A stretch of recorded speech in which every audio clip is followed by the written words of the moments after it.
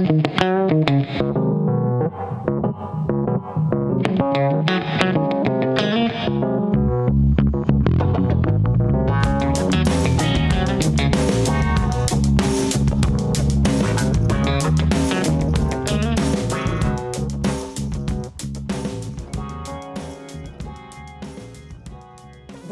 à toutes et à tous, je m'appelle Anna, je suis grecque et je vis en France depuis 2 ans.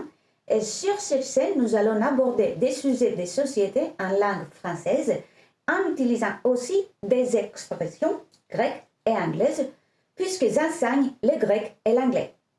La raison pour laquelle j'ai créé cette scène, c'est que je crois à une utilisation saine et consciente d'Internet. Je me considère comme une personne cultivée, j'ai travaillé sur moi-même et j'ai envie d'exprimer mes opinions sur des sujets qui préoccupent l'être humain, réfléchir d'aujourd'hui et bien sûr d'accueillir vos propres points de vue à travers les commentaires.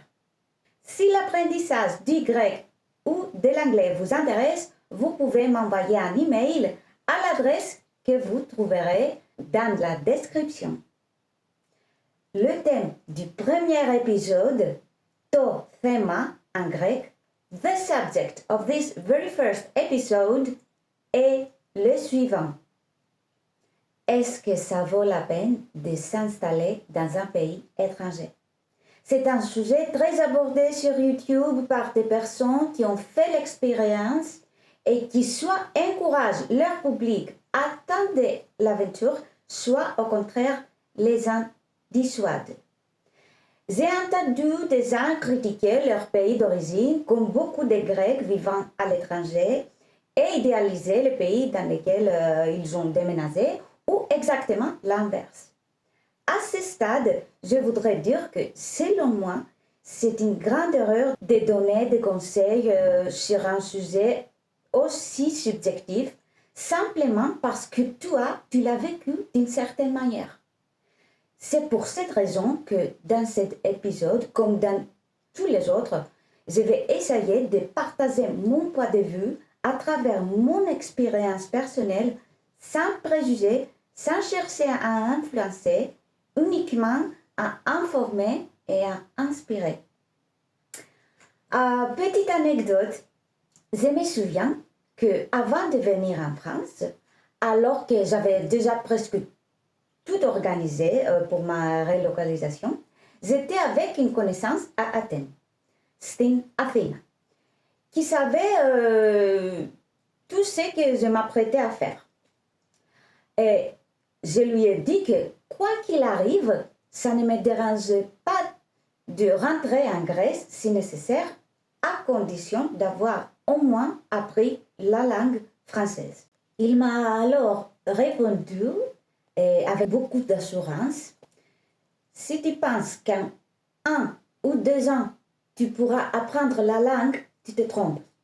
Tu auras tellement d'autres choses à faire là-bas que la dernière chose à laquelle tu penseras sera d'apprendre la langue. Cette personne était partie quelques années plus tôt aux États-Unis pour 6 mois. Son visa a expiré et il a été obligé de rentrer en Grèce. Στην Ελλάδα. Et pendant ces 6 mois, il n'a absolument pas travaillé son anglais. Et il a donc estimé normal de me donner ses conseils.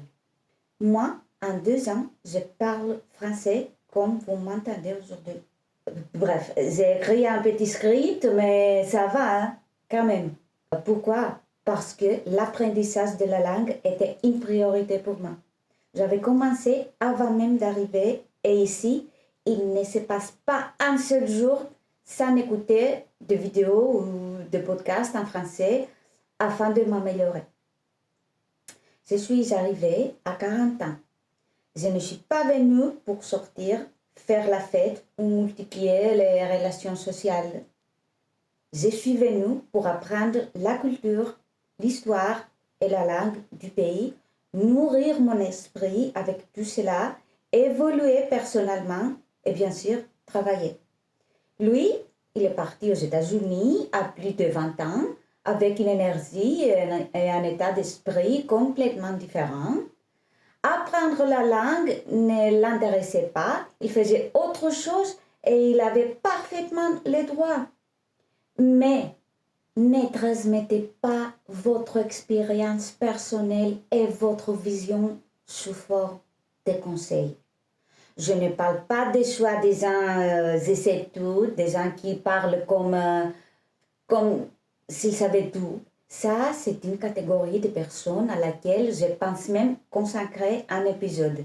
C'est peut-être la seule catégorie de personnes pour laquelle on pourra m'accuser de racisme. Et eux, et les criminels. Bon, peut-être aussi quelques autres. Moi, je parle de tous ceux qui, y compris moi-même, dans un moment donné, n'ont peut-être pas réalisé les poids de leurs paroles et qui osent pourtant donner des conseils. Moi, j'étais très consciente et sûre de ce que je voulais faire. Donc, ces paroles, les paroles de ces potes-là, ne m'ont pas influencée. Mais il y a des gens là dehors qui ont besoin d'une phrase, d'un mot pour déverrouiller les coffres de force qu'ils portent en eux, soit pour sortir de leur zone de confort, soit pour trouver le courage de rester là où ils sont, mais d'agir différemment. Personnellement, en Grèce, j'avais assez de sorties répétitives avec mes amis. J'étais fatiguée que l'État ne me rémunérait pas correctement pour mes heures de travail. Je suis mathématicienne, mathématicos, et je travaillais dans l'enseignement privé. J'en avais assez de 3 mois entiers de canicule. Je voulais apprendre une deuxième langue étrangère, vivre à l'étranger au moins quelques années et m'installer dans un pays qui me rémunérait mieux pour mon travail. Tout cela, la France me l'offre. J'ai aussi mon petit chien que je devais amener avec moi et je voulais également garder ma voiture. Donc, il me fallait un endroit accessible par la route depuis la Grèce. Et donc, bingo. Mais voilà, oriste. Here I am.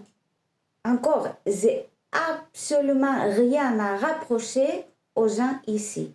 J'ai été très bien accueillie, beaucoup de personnes m'ont aidé et je n'ai pas rencontré le chauvinisme linguistique dont on accuse souvent les Français. C'est vrai que vous ne parlez pas facilement des autres langues et que peu de Français parlent anglais, même si beaucoup aimeraient. À l'inverse, par exemple, en Italie, il m'est arrivé que des gens me regardent de travers lorsque je leur parle en anglais.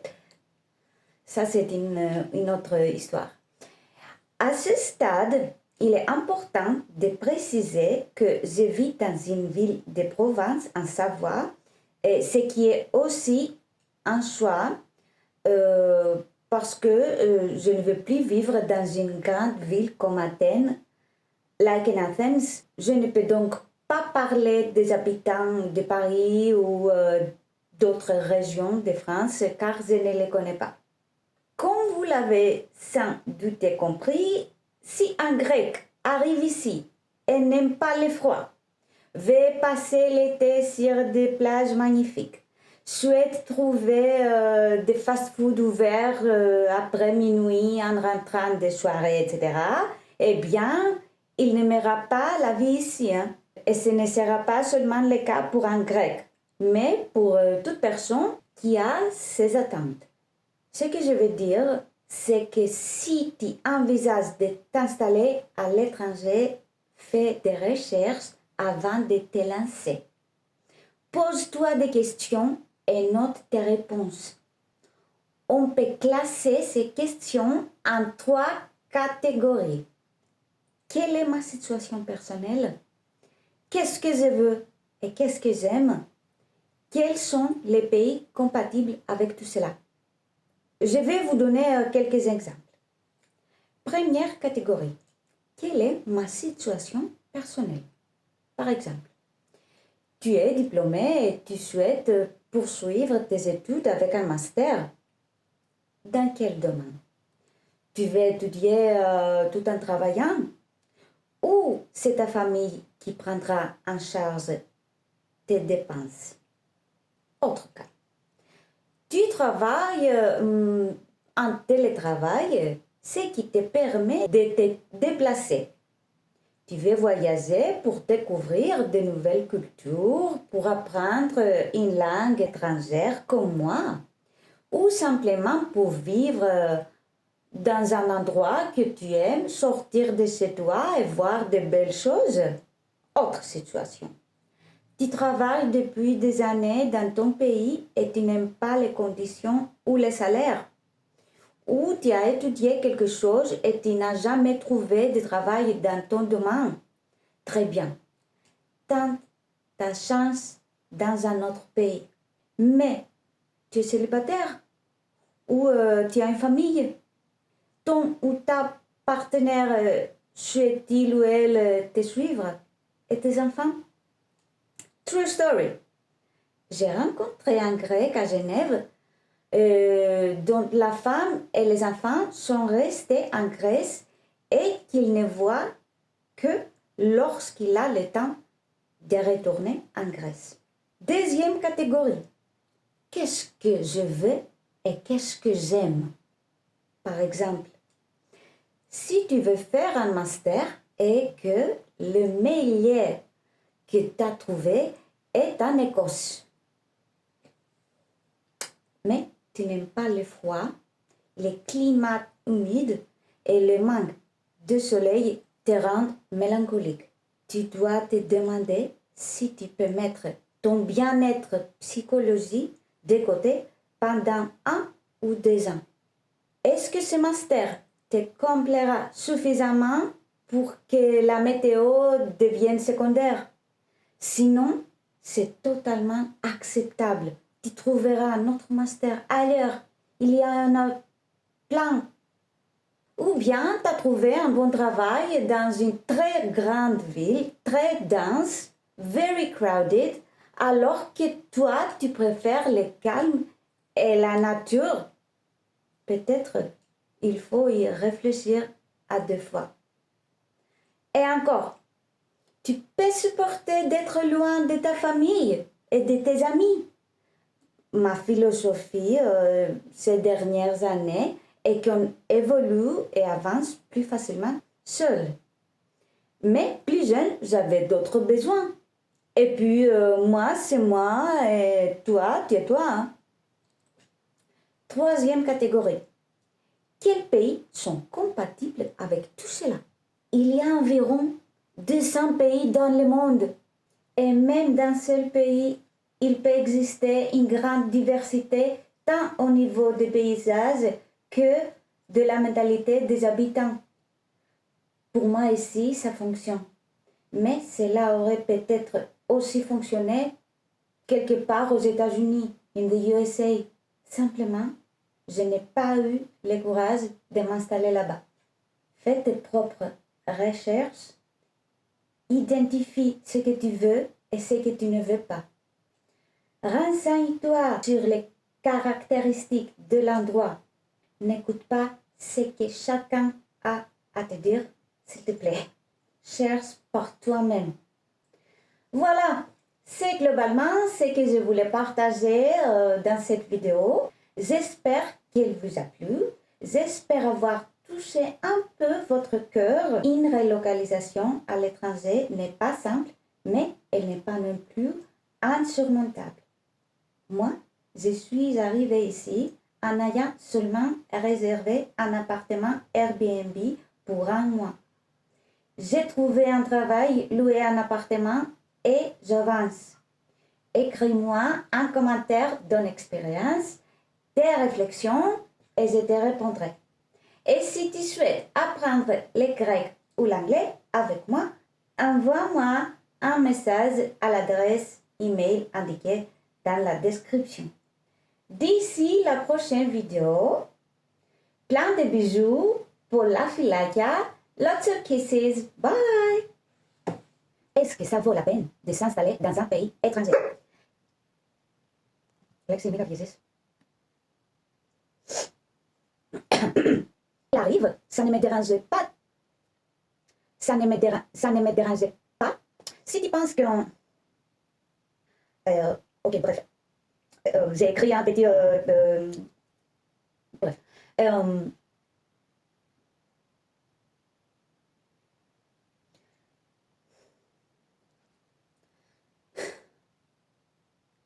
Que peu et que peu de Français parlent anglais. Ces attentes. Qui a ces attentes. Ces attentes. Qui a ces attentes. Qui a ces attentes. Situation professionnelle.